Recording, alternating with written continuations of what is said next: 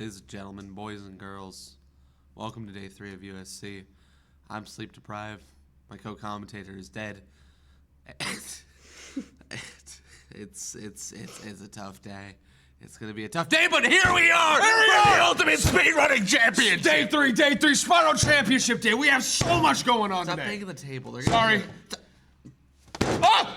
Anyways, ladies and gentlemen, boys and girls, we are here to celebrate one franchise in particular, our championship day, as Shemp just previously mentioned. This year's theme of USC being that of Spyro the Dragon, where we are going to have 3 championship races where all of this gold is on the line, right? And we got some awesome runners. We got some awesome runs planned. Before we get into all of that, though, I want to first welcome all of you in and thank you for welcoming us into your homes, whether that be on your laptop, whether that be on your monitor, your little phone, whatever you got. You're watching us, and that means the world to us. If you guys could share the stream around, we are looking to support the Able Gamers Foundation here today. Just like the last 2 days, you know what the drill is. We're looking to save money, to make money for that. My car insurance.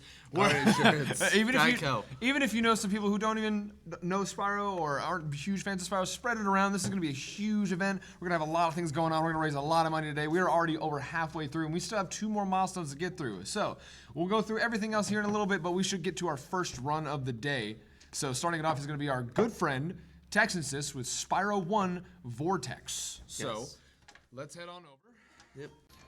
Oh God. Oh no. Okay. All right, Tex, you there?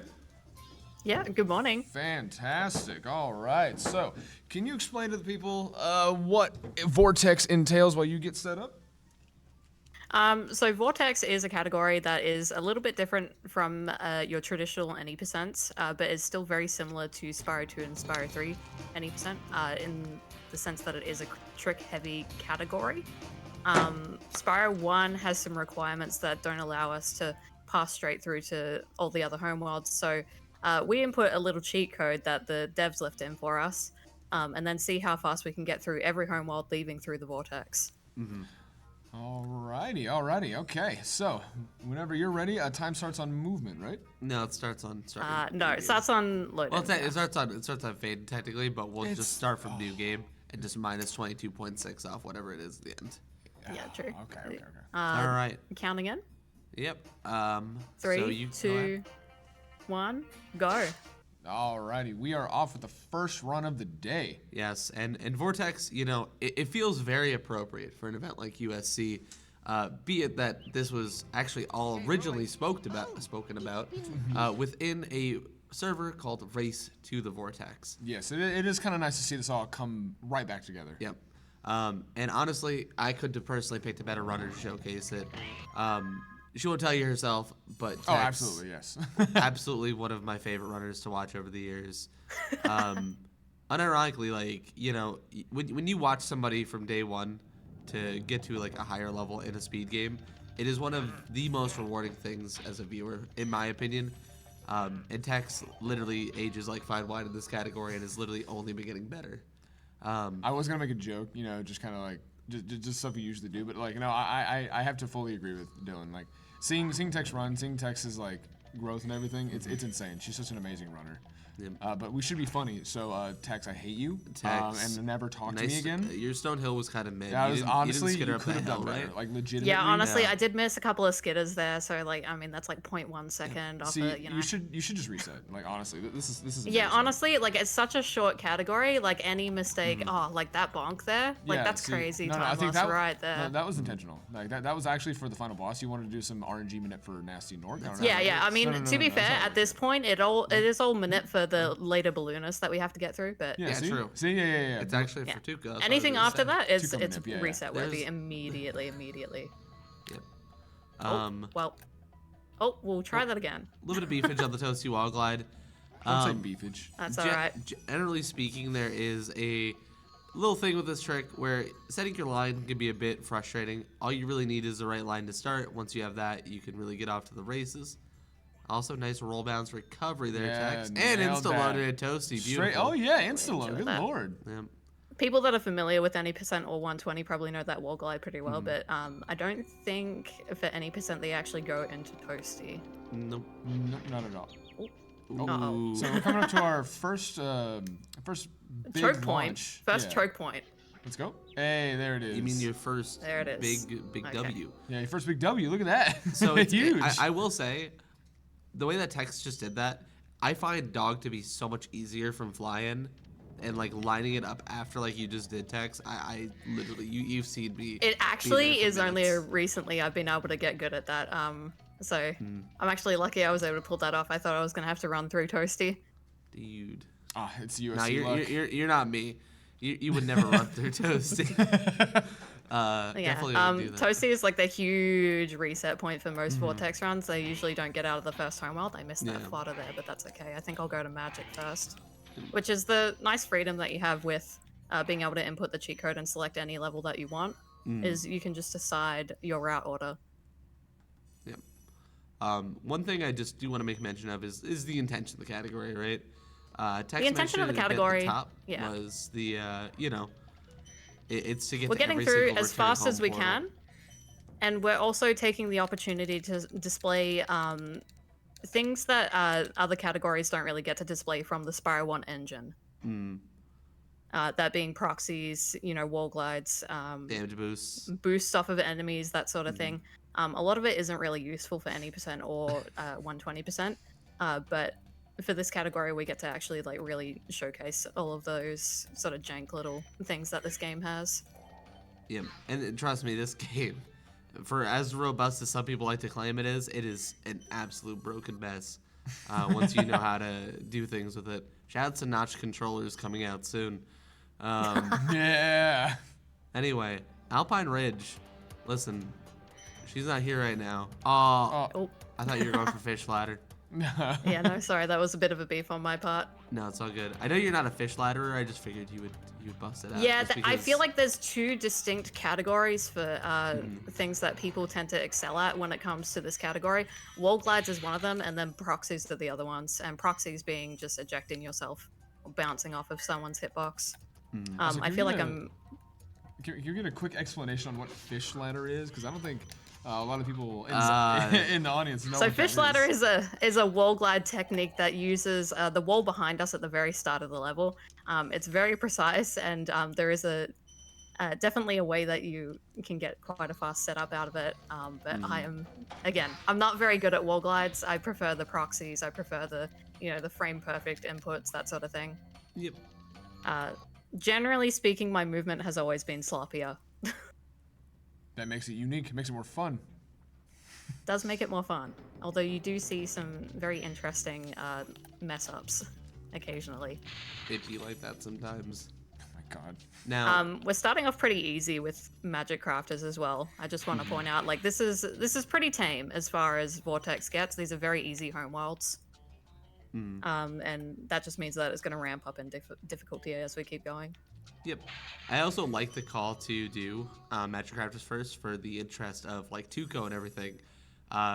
We're gonna come into him in a little bit, but for a brief bit of context, there's a lot of RNG that depends on. Oh, I've not had that happen before. That I've never seen That's that a new before. one. I have. Oh, wow. It is, yeah. Sometimes I have no idea what it is. I think it's the angle in which you approach their attacks. If you're on like a slight slant like that, it gives the wizard just enough time to lift the wall. That's basically what happened there. Yeah, that's a rare one. Usually you Don't get think like a I've seen flop that one. off, like full. Yeah, send use. usually you get a flop and you at least go a little bit forward, but I've never had Yeah. him just cut me off like that. Oh well. Spyro 1's engine, I feel like, is very different to 2 and 3 in the sense that you have to really screw everything up at least once to figure out what works. Also, beautiful damage boost Yeah, there. that was Saw you awesome. go for the scenery bit. I will say I really hate the scenery like jumps that we have to do sometimes, like in this level and this technically on the way to the level that you can do. Yeah, that scenery jump in particular is pretty precise as far as I know, but this is like a little insider secret. My setup at the moment is probably not too optimal. I do have like a third of my screen cut off on the right side. Oh, awesome. So I can't quite see what I'm doing on the right-hand side of the screen. That's fine. You don't need eyes. But that's okay. So That's that what was composers probably taught our me. first major damage boost there. And basically what we're doing is we're bonking on the wall, and then as Spyro takes damage, that energy is sort of converted and we get shot upwards instead. So that allows us to go out of bounds. A beautiful textbook and get us somewhere a little bit faster. Alright, so Tuco is the main RNG aspect of Vortex runs. He's usually pretty nice to me. Dude, first try Cliff is pretty good. So... I feel like a bit of a cheater sometimes because he is really, really nice to me. There's a, what is it, a 2 in 5 chance, something like that? Yep, 2 in 5. That he'll give us an option that we want, which is to go to Peacekeepers early. Although I think, who's the current record holder for that one? Waffle Wizard 1 with, I think it's 21 Tuco. Yeah, that's it. Jeremy Thompson, biggest fan 1. Jeremy Thompson, biggest fan 1 at the moment. I think it's 21, something like that. Something crazy like that, where Tuco just denies him over and over again. The reason we want Tuco to take us to one of those places is because it allows us to skip, I believe, 2 loads. As well as running through So we skip the Peacekeepers balloon animation? Worlds. Yep, you skip the balloon. Well, you get the balloon animation if you load it, or the exiting balloon animation for either Clifftown or Dry. But you don't have to go on the balloon or anything to select out a home world. And you also have to don't have to deal with the level load separately. And have we discussed for either Dry or Cliff? Have we discussed the what Tuco does casually in just a casual game, why it's so? From a casual game standpoint, he tries to send us to levels that have these egg thieves. Yep. And what he wants us to do is to collect eggs. Oh, a little early on the charge. So the trick I just attempted there is a fairly recent one called MDS, so Major Dry Skip. I don't think that's what it's called. What we were looking for there was the ability to actually roll up that wall if I had landed on that platform, and actually just skip us directly to this vortex, which is right above the starting area. Missed that, unfortunately, but I'm kind of glad I got the boost because that thief is very specific to get him to turn that way to actually get us sent upwards. Coming into Shemp now on Green Sparks, I'm a little bit nervous. What are you doing? What? Anyway. Oh, sorry. Right. Dr. Shemp, the boss on screen. Okay. Oh, what are you doing later? Anyway. I mean, probably sleeping. It is, 11:30 at night. Oh, That's God, alright. I wish that were me. We're gonna try and get this Shemplet to go in the little corner for us. He is not playing nice tonight. That's okay. I kind of wanted the reset anyway for the Sparks because this is the frame perfect trick. Oh my God, this is so goofy to watch. Go for it. Frame early there. Yeah. That's okay. We'll chuck in 99 lives code if we have to, because that is allowed in this category.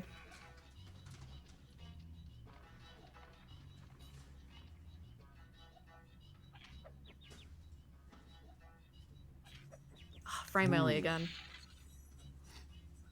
This is another one of those huge choke points for a lot of Vortex runs.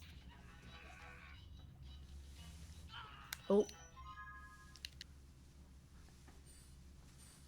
I will say one thing that one of my fondest memories with this trick, and I do want to emphasize fondness, is Sleepover 1. We had a series of Vortex races, a tournament even, and literally, as soon as Tex picked up a controller while playing on a CRT, just insta starts hitting it left and right after months of not knowing exactly what they were doing wrong necessarily with the trick. And you just as soon as you had a CRT and you're playing on PlayStation, you just picked it up and started killing it, and it's so funny. Yeah.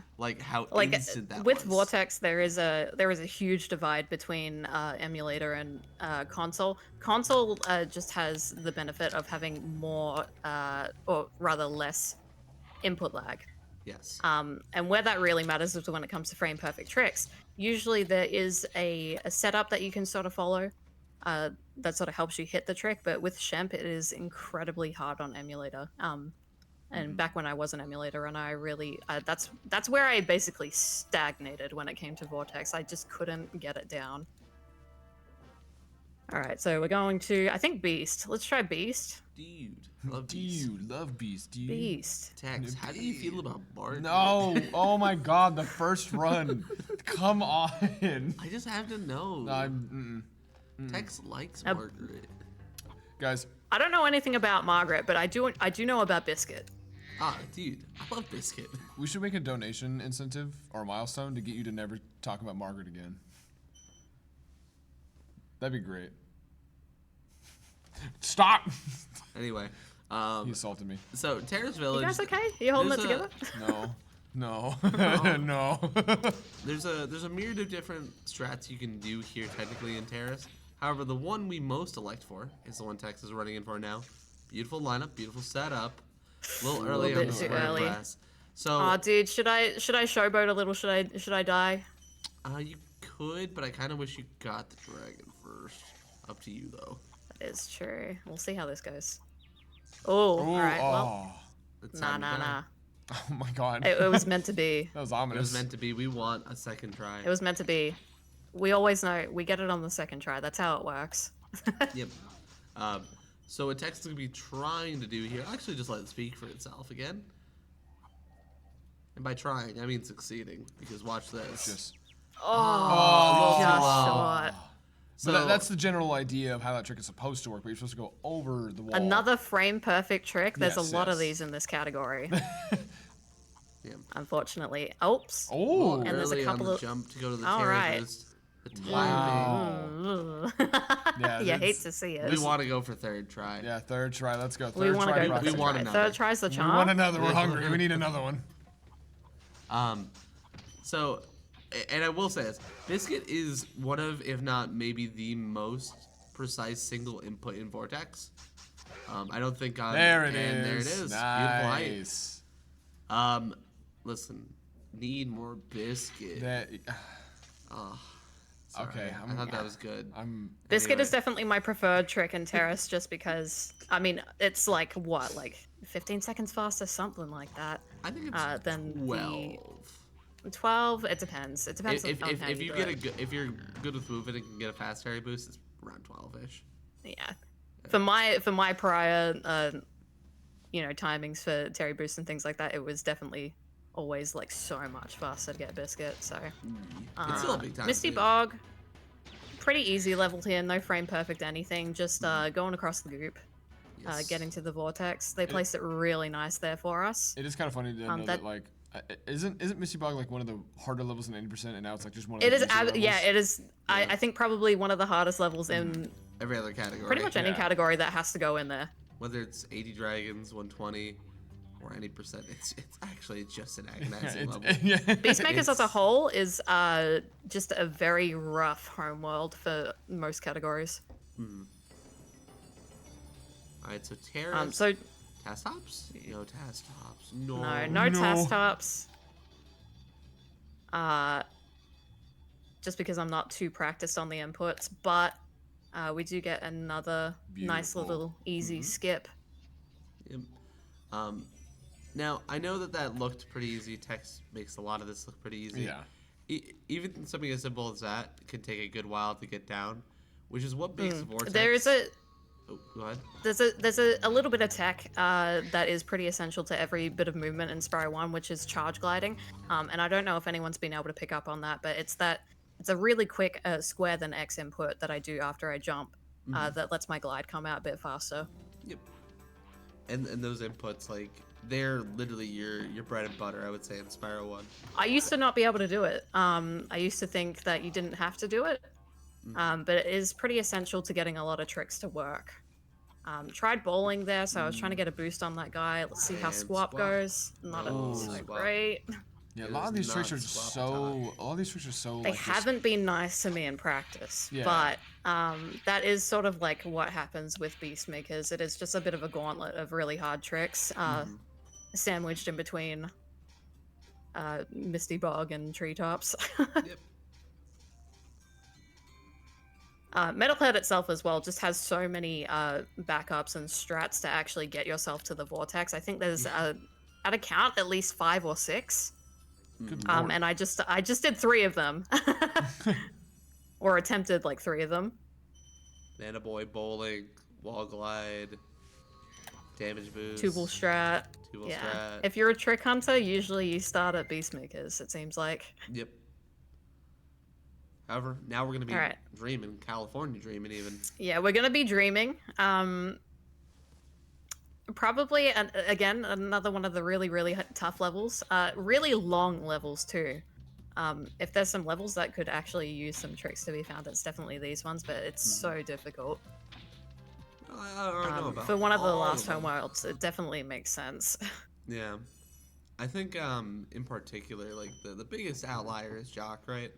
Which we do technically have one, but calling that viable is about the same as calling the sun cold. Yes. So we're gonna do a little glide over there to skip that area where you usually need Super Flame from the fairy. Gonna jump here, try and get a boost. Couldn't quite get no it. proxy. No proxy. I was gonna try and give the wizard a little hug there to send me up to that vortex, not vortex, rather whirlwind that you could see over there. Just stiff arm But behind it. we will get a little kiss anyway. Ah, dude. Dude. You either get a hug or a kiss at this level. That's how it goes.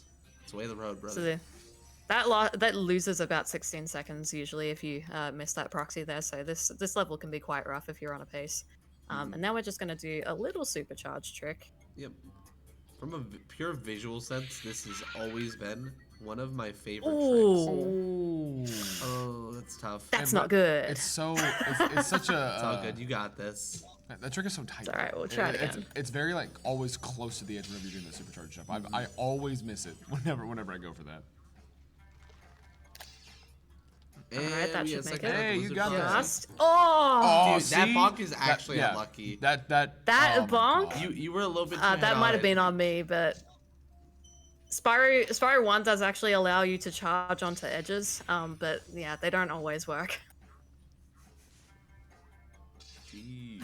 Not high enough either. Yeah, unlucky. Yeah, that's right, Sag. PS1 hitboxes. Yeah. Yep. Hippie would it do?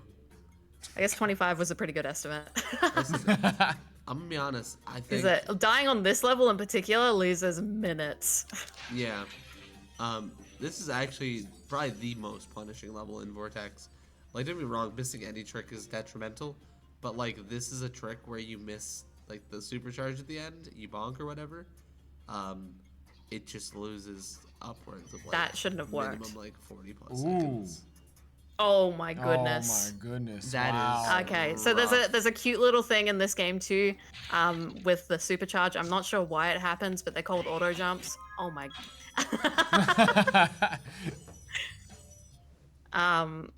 Auto jumps are really cool because you don't know when they're gonna happen, and they can really mess with Spyro's momentum when it comes to supercharging.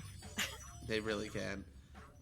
Those auto jumps in particular, they actually, it's funny, they're almost a double-edged sword, I would say, because, you know, our more recent discovery in Twilight in particular, which I don't know if you're going to be showcasing. I don't know if you've, like, put...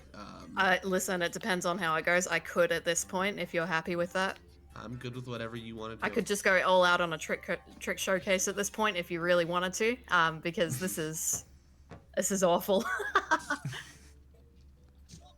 This is average practice session for Vortex right now. Ooh, all right, that's whirlwind. Amanda Sarah would have been proud of that grind. That's all I'm saying. I'm getting better at the proxy. Dude. What was I saying? What else was I trying to thought? We'll try it one more time. Surely this is it. Big ups, big ups. Big ups, big ups. Let's go. I got auto jumped dude, again. that I don't know if auto you jump- saw auto that. jump, That I was saw crazy. I'm actually gonna have to just go the safe route. That's so upsetting. God, that auto jump. Like we both saw it at the same time. We're both Yeah. like, no. I've never been auto jumped so much in my life, dude. Yep. And as I said, like, Ooh. that one is a good example of the bad kind of auto jump. There is technically a good auto jump later in the run, but like a majority of the time they just happen, and it's like, why though? You know? Yeah. Actually, why? Actually, yeah. Because the terrain is flat, so I mean maybe there's just like a little micro bump in there somewhere. But yeah, I'm just gonna go for the safe route now. It's definitely the more boring strat, but Listen, I think we've spent enough time in here. No, I was getting used to it. Dude, I love haunted towers. Dude, I love haunted towers. I will say another thing like about that strat, there is kind of like a safer version. Which There is a safer version. Yeah, like you can. But just it still go requires around. at least 2 jumps. Yeah, I personally really hate the last jump. That's the one I struggle with more than the other. See, for two. me, it's usually the second jump.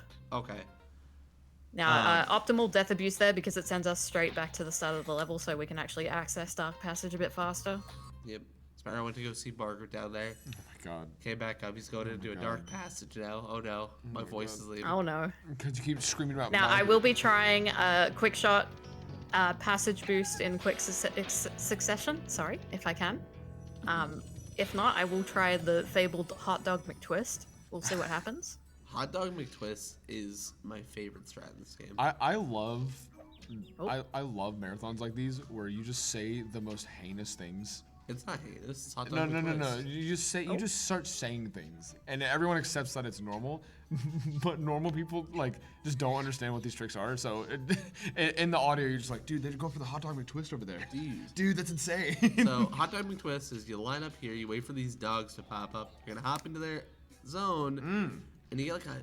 I had super Waffle juicy Wizard 1 box. helping me with that just earlier, so that was pretty nice. Pour one out for Jeremy I didn't Thompson, understand it, and I Biggest just Fan did it perfectly. Let's go. we got the Waffle Wizard 1 luck here. Okay, good, good, good.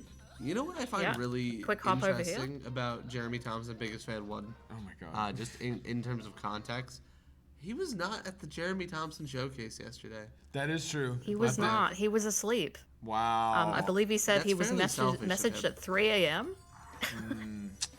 You know, I feel like that's more of an excuse. You know, 3 Yep. a.m. is just kind of like the prime time to watch Jeremy Thompson. You know, you got a True, whole that block is true. for him and everything. Bro, it was like 4 a.m. Dude, Now, there's bro. a lot happening here right now, but the main thing is that Lofty is very movement heavy right off the bat. A lot of lag spots. I will be going for Turkey if I can manage it, but I am a little off center here. Yeah, not quite. Didn't even manage to get the fairy either. That's okay. So we just free the fairies either way, but you could see what I was trying to go for there, which is just a little boost on the Turkey there, which would have got me up to that little Vortex Island. But instead we're just gonna wait over here. The movement was clean though, so I'm pretty happy with that. I love Lofty Skybox so much. Yeah. I look at it, it's like it has to be probably my favorite in the original Yeah, game. it's so good. Yep. And Lofty, like Tech said, just pure movement level. If you're getting into Spyro 1 Vortex, I genuinely really loved practicing both Lofty and this level coming up, Jock. Yeah, which Jacques is definitely the movement level. Yeah. I will say, I only, in my time, about like a year and a half after I started running, just speedrunning in general, that is when I learned that it's actually not pronounced Jaquez. There's no way you said Jaquez. I literally said that for years. How long ago was it that you realized that? Really a year and a half ago. That is too recent for you Yeah. to still be saying Jaquez. Dude, it's Jaquez. Bro, it's Jaquez, dude. Dude, it's That's Marco. insane. You've never met a Jacques. I've never seen Jaquez. That's weird. That's wild. So Tech's making this look really nice and easy. Your jumps and then your charges onto those platforms really can get impacted a lot by if Spyro just decides to flop off the box, which can happen. Even if just he dipping holds- under Jacques there is really difficult. If you mistime that, he squeezes you and puts you back into the soup down there. Yep. And Not the soup. genuinely going down into that soup is similar to the Buzz Lightyear run we saw at the end of the night last night. Yeah. Where it just loses so much time because you have to do so much vertical work to get back to where you were. So we're approaching the last homeworld. Only 2 levels to go through before Nasty Knock. And even though Nasty Knock does not contain a Vortex and Nasty's Loot does, because I can't do true Vortex because I do not know how to get under this map, I will just be going for... I also will be safe and just grab some fodder here. I will just be going for your regular vintage Vortex. I love Fun fact though, you do actually have to exit through the vortexes in these levels to open the next corresponding homeworld. Or rather, what are they called? Level. Yeah, I learned that the hard way whenever I was learning any percent, and I just exited level, and I was like, what is happening? Where is the rest of it? Yeah, it gets really confusing if you, you decide to exit, like you do usually in any other level in 120, and then you go, why is Twilight not opening? Oh, I didn't go through the vortex. I can't That's find crazy. anything else. Twilight is the most brutal level before the end, I want to say. This level is disgusting. Case in point. Anyway. There's a lot of enemies, there's a lot of gunfire, there's a lot of this. Ooh. So ideally we get like a little bit of a wall glide there. You could do that on green sparks to get over. You can do that on green sparks. But you can't take 2 hits when you're on green sparks. So yeah, that's a bit tough. That's fine. Not a and huge I'm not typically a wall glide enjoyer, so I do find that one particularly difficult. I'm gonna try and get a little supercharge here. I'm gonna go for my typical strat if I can. Try and make it fancy. Ooh. Oh, let us through. Let me through. Whoa. Let me through. Oh my goodness. I've never seen that before. What was that? I'm freaking out, man. So I've never seen that either. Right, I didn't know that he could get me that far. That was insane. Oh my goodness. I thought you were trying to go for a proxy, but no, that was actually. I thought I was gonna go forever there. I've never seen him go that far. All right. I mean, it mostly went well, so that was nice. But geez. Huh? Ugly. That does So it! approaching Nasty Knock, the first thing that we're gonna do is get these thieves really quick. We just need their keys to unlock the nasty pathway. Really, really easy. Dude, my old high school nickname. It's about to get nasty. Nasty pathway. And then the nasty chase, which is pretty standard. We just want to keep as close to him as possible, because he tends to go faster the closer we are to him. Because I'm behind him here, I'm just going to skip in front of him a little bit, making sure not to get too far ahead, because otherwise then he does slow down. I'm also going to try not to bonk myself off the edge there, so I'm going to let him pass. Give him a little flame, maybe get a little push. Ooh, big push. I thought you just got deleted. Just disappeared. Now let's not drop any inputs or get soft locked right at the end. Coming up on time. All right, I'm thinking this is maybe a 27. GG. GG. All right. So, how much are we taking off? We just say the marathon time. 22.6 is what we would take off. So this looks like a 29:30. Yeah, that sounds about right. GG. All right. It's Haunted Towers. Yeah. Like, Haunted Towers. Haunted Towers. Yeah, that's. Everything else could have gone clean. It still would have turned out that way with that Haunted. Still a fantastic run and showcase overall, especially with that that funny little bit at the very end where everyone in chat was just so that's confused. crazy. I've never seen it do that. But you find something new every time you mess up, you know? Yeah, listen, that is the name of speedrunning, you know? Yeah. You'll find a new mistake that you can make. How many every single strats time were you just run. mistakes? Yep. Listen, I'll tell you what MDS was, but anyway. Tex, anything you want to shout at? Anyone you want to shout at in particular? Dude, I mean, shout outs to the Vortex community, honestly. Most welcoming community I've been around, probably ever. I've made some really good friends. And I don't know, I'm happy that I'm still around and talking to everyone, and everyone's, so nice and active. I mean, this event wouldn't really be real without that, would it? No, probably not. No, absolutely. We were actually talking about that, I think last night, and that's super sweet of you to bring that up too. Yep. All right. Yeah. I don't know what to say. I'll be honest. It's thank just you for having me. No, thank you for being here, Tex. It says genuinely great job. We are gonna get over to a quick, brief intermission while we set Cat up here on site for our first on-site run of the day.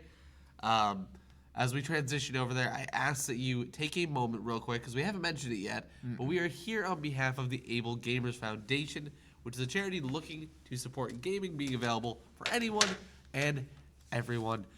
We have awesome little posters. If you do exclamation mark merch, or you scroll into panels down below, there's a merch panel down there too, where you can buy posters with this design on it. You can buy shirts with this design on it. Dude, it looks so good. Dude, it looks so good. I need to go to Dragon Shores. Bro, let's go to Dragon Shores. Additionally, if you want to just straight up donate, you can do that as well, but proceeds from the merch will be going towards that if you want to do that. We have awesome designs that come in the form of shirts like this. That poster as well comes in a myriad of different designs. I encourage you to check it out, to look at it all yourself.